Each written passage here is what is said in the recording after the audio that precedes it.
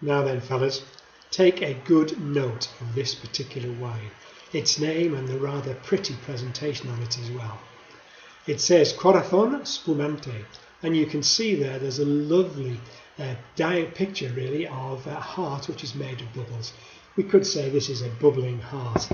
Now, why am I saying that? Well, first of all, there's nothing wrong with fellas drinking pink wine. I do a lot and I really enjoy it over here in Spain. I would say it's perhaps the world's capital for making rosé wines. There's some absolutely fantastic ones. Girls like them, boys like them too. But the reason I'm picking out the fellas in this particular case is because it's the end of January, nearly February. Fellas, you know what happens in February. It's Valentine's Day. And I can tell you that your sweetheart is going to love this particular wine, and I can tell you what else, you're going to enjoy it as well. Not just on Valentine's Day or night, but also following that as well. It's a really lovely wine, and it's made by the same method by which Prosecco is made. Prosecco, of course, well, there's a tidal wave of that washing over the UK at the moment, and it's selling very well in different countries as well.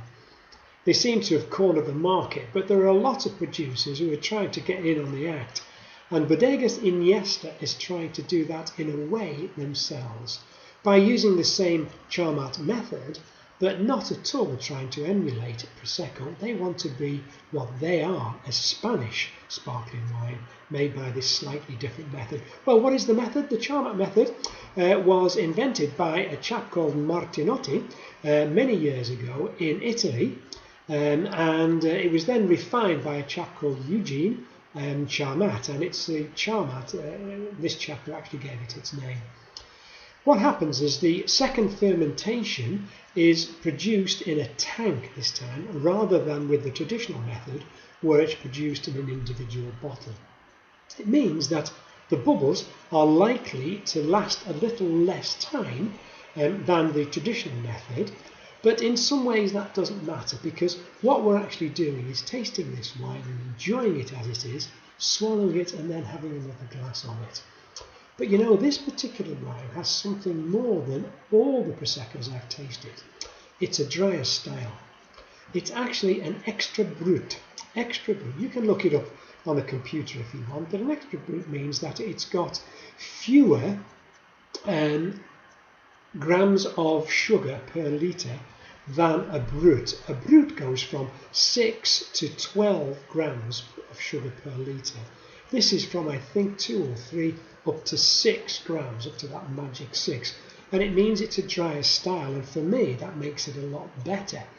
Don't get me wrong, it's not one of those really acidic styles, so it's still going to appeal to a lot of people who do like things in a slightly sweeter style, but it's not sweet.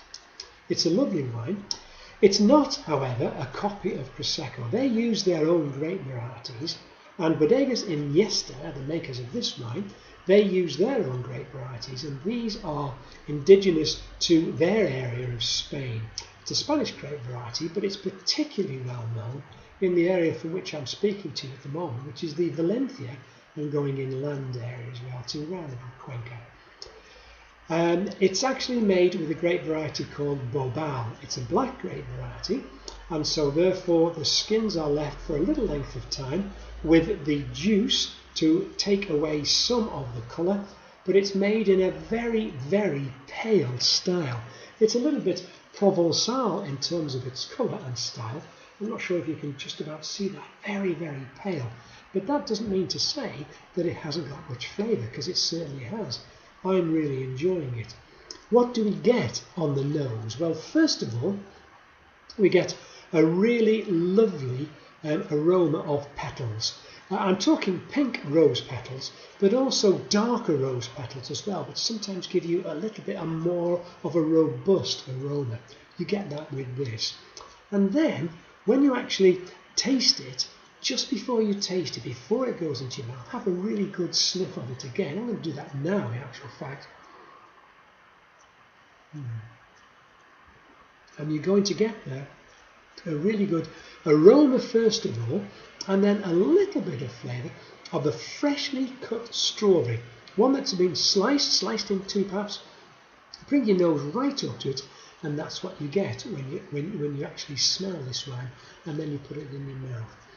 It's also got something of a slightly darker forest fruits flavour on the palate as well, and this is coming from the black grape variety Bilbao, which is for me making this a rather special wine.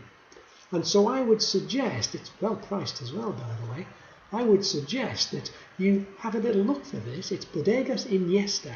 Yeah, that Iniesta. So another reason why you fellas might be interested in it, and ladies as well, of course, who are interested in football, because Bodegas Iniesta is the bodega which was bought by Andres Iniesta, the famous Barcelona player, just about coming to, I would say, probably the end of his playing career at the moment, but he actually bought it and set it up for his father, who'd done so much help in his young career when he was learning to be a footballer, taken into matches, training, coaching, etc.